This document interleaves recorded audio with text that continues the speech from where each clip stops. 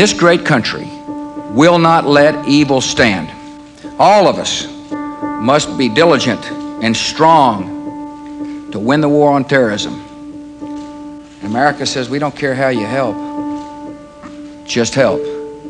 Either you're for us or you're against us.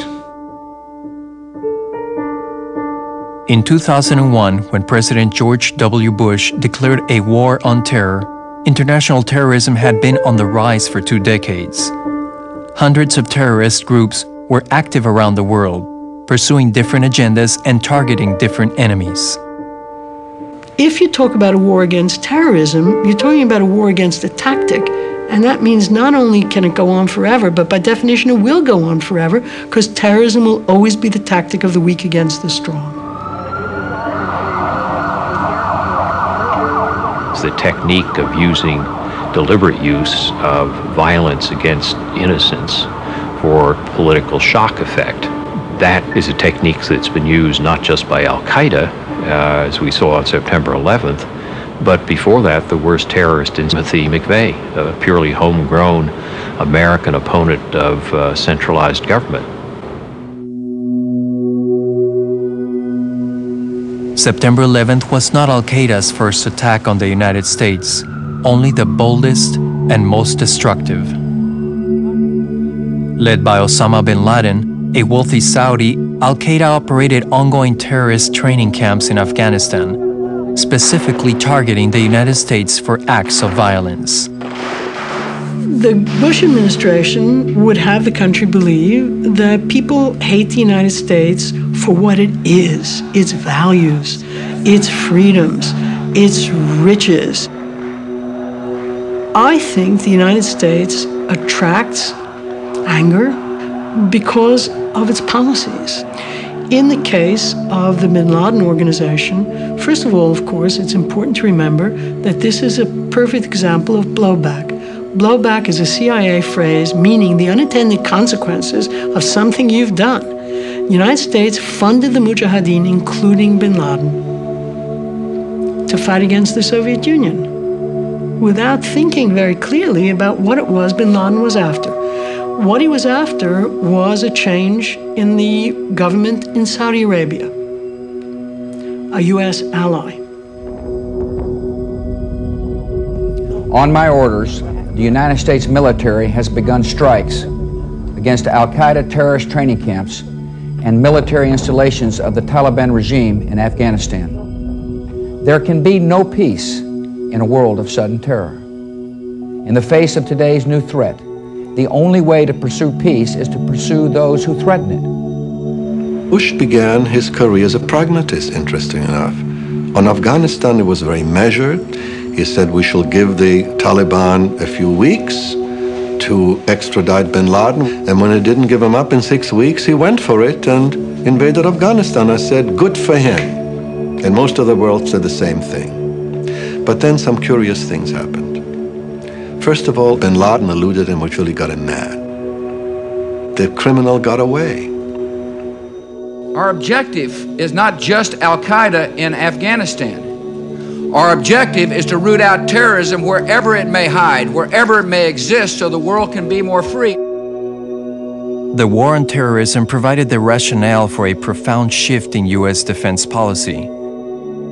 In September 2002, the Bush administration introduced a new national security strategy.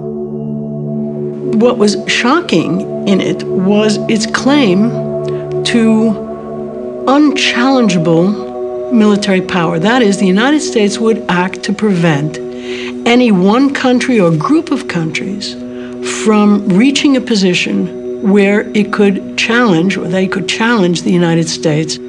This was overturning 200 years of American history. Nobody had done a preemptive war before.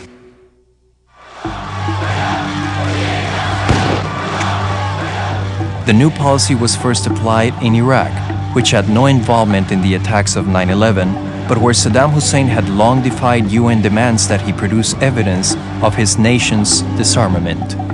Traditionally, preemption was always accepted. Preemption meant that if you're about to be attacked, you didn't have to wait to take the blow, you could attack first. But there used to be a test of imminence. Now, what happened in Iraq was there was not an imminent threat to the United States, but we decided to have a preventive war. Saddam Hussein has gone to elaborate lengths to build and keep weapons of mass destruction. The only possible use he could have for those weapons is to dominate, intimidate, or attack. That set in motion a wave of fear and anxiety throughout much of the world who had admired the United States, especially after the Kosovo intervention, which was humanitarian. And now they said, well, who is going to invade next? Where's the list? Because now the case can be made, after we know there were no weapons of mass destruction, that the president invaded a sovereign state without provocation. The majority of the public initially supported the invasion of Iraq, but a vocal minority did not. Most other nations, including many of the United States' traditional allies, were not persuaded by the administration's case against Iraq.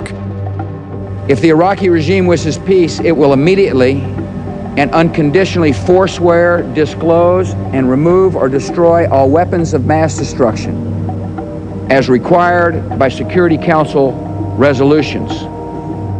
The United Nations Security Council failed to approve a U.S. resolution authorizing the invasion.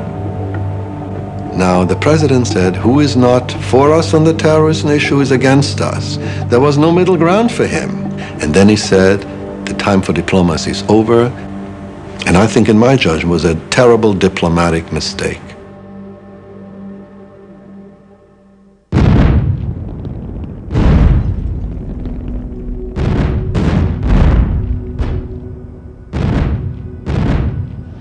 The U.S. invaded Iraq in April 2003, along with a nominal coalition of forces from several other countries, notably Great Britain. Iraq's army was quickly subdued and its leadership ousted. But the rapid victory against Iraqi soldiers did not prepare American soldiers or citizens for a long and frustrating occupation. I think the overwhelming majority of Iraqis were glad Saddam Hussein's government fell and that he himself ran into a hole in the ground and was then imprisoned. I think most people in the world are glad Saddam Hussein fell. That has very little to do with what's happened since. And what's happened since is the creation in Iraq of a kind of welcome mat for those who employ tactics of terror to come and get trained and take potshots. The national consequences are that we're now a polarized country, which we were not before. And we also now are surrounded by a far more hostile world community than we were before. It's very hard to find allies any longer who really rally to our side. Although bitterly divided over the war, the nation in 2004 voted narrowly to re-elect President Bush and sustain the Iraqi occupation to its conclusion.